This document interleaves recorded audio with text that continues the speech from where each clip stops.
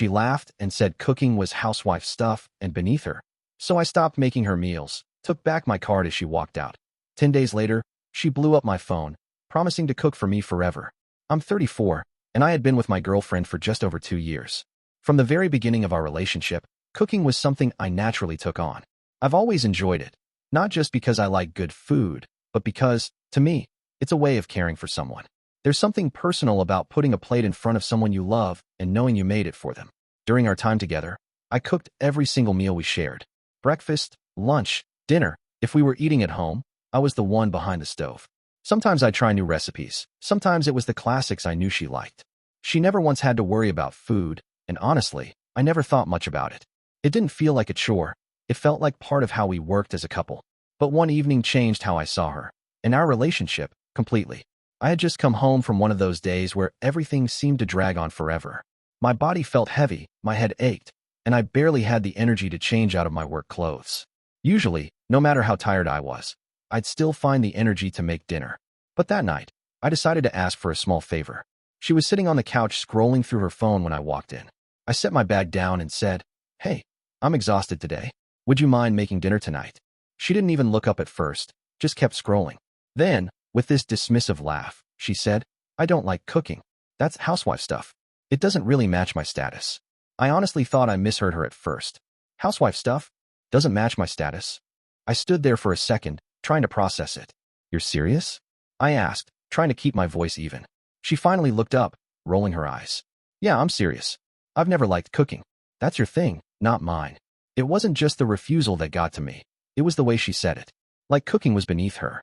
Like what I'd been doing every single day for 2 years wasn't worth any recognition.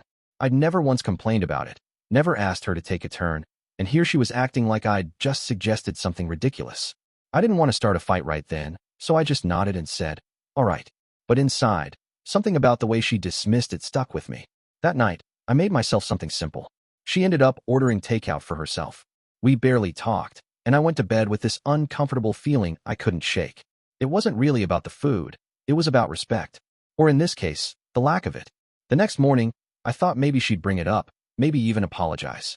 Instead, she acted like nothing happened, chatting about weekend plans and asking if I'd make her favorite pasta that night.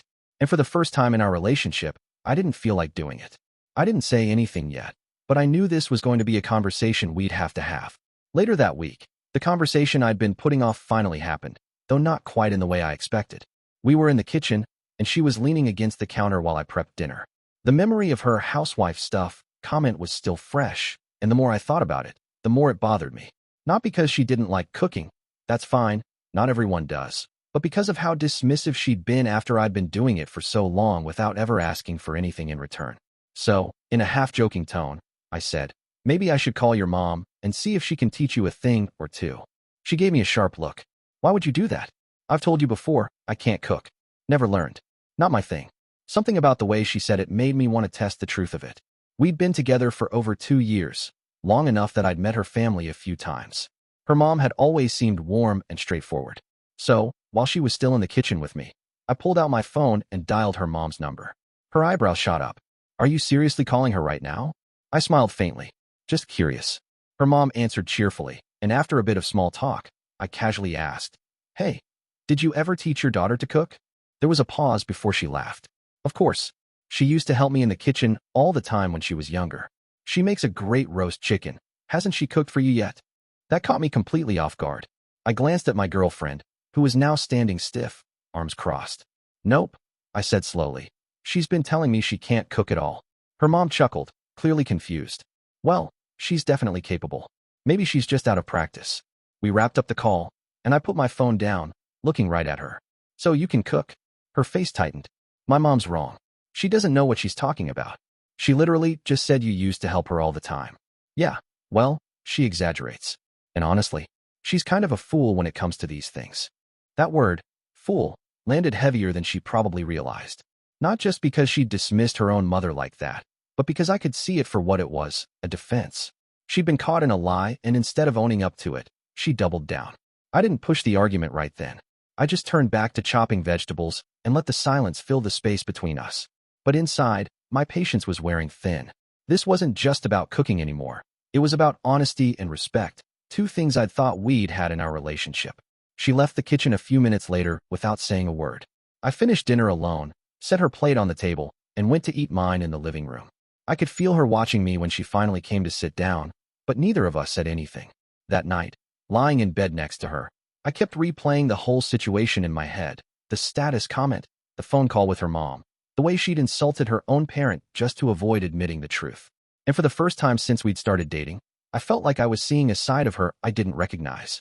The next day, I woke up still feeling uneasy about everything. I kept thinking about her reaction, how quickly she got defensive, how she tried to rewrite the truth even when the proof was right there. It wasn't just about cooking anymore. It was about how she handled conflict, and it didn't sit right with me. That evening, when dinner time rolled around, I decided I wasn't going to cook. Not as some petty punishment, but because I realized I didn't want to put in that effort for someone who couldn't show the smallest bit of appreciation or honesty. I sat on the couch with my laptop while she came into the kitchen, opening cabinets and glancing at me. "So, what's for dinner?" she asked. "I'm not cooking tonight," I said simply. She frowned. "Okay, then just order something.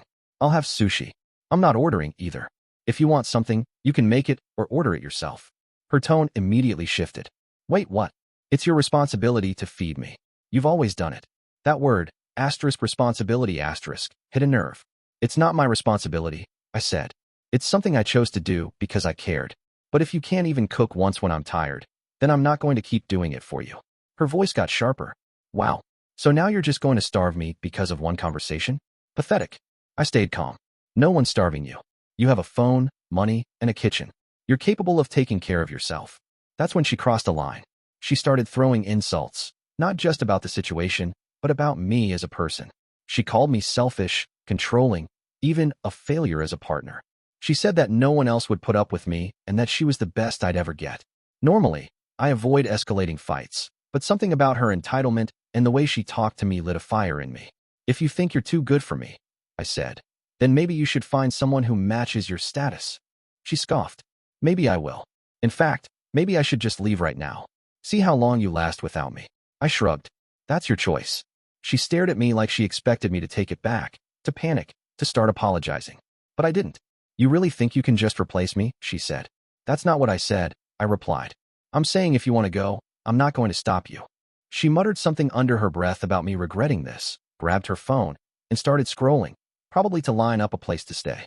I sat there, calm, watching her type away with this exaggerated sense of self-importance, like she was delivering some grand punishment.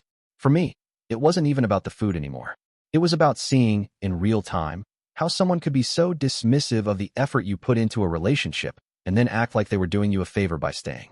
That night, I barely slept, not because I was upset, but because I knew a decision had been made in my mind, one I wouldn't be walking back from. The next afternoon, she was still in a mood, barely speaking to me except for the occasional sarcastic remark. Around dinner time, she walked into the living room and said, "So, what's the plan for tonight? Are you cooking, or should I just pack my stuff and go?" I didn't even look up from what I was doing. "If you want to go, you can. I'm not going to beg you to stay."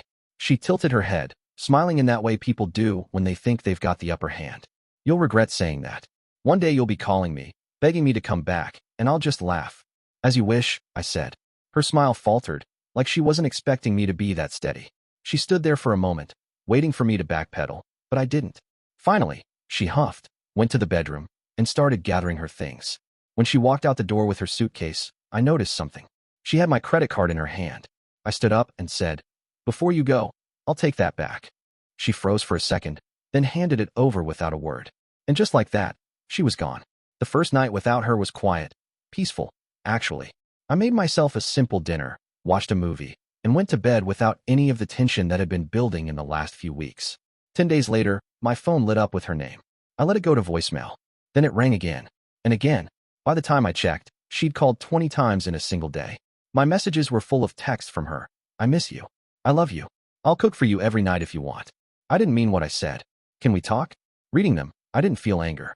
I didn't even feel satisfaction. Just nothing. The connection I'd once had with her was gone. She'd made her feelings about me, and about the effort I'd put into our relationship, painfully clear. Now that she'd lost the comfort of it, she wanted it back. I didn't reply. The next day, another wave of messages came in, this time mixed with guilt tripping. "You're being stubborn. You're throwing away 2 years over something small. No one's perfect." Still, I stayed silent. By the third day, she'd switched tactics entirely. Fine. If you want to waste your life alone, go ahead. Don't come crying to me later. I blocked her number. It's been weeks since then, and honestly, I don't regret it for a second.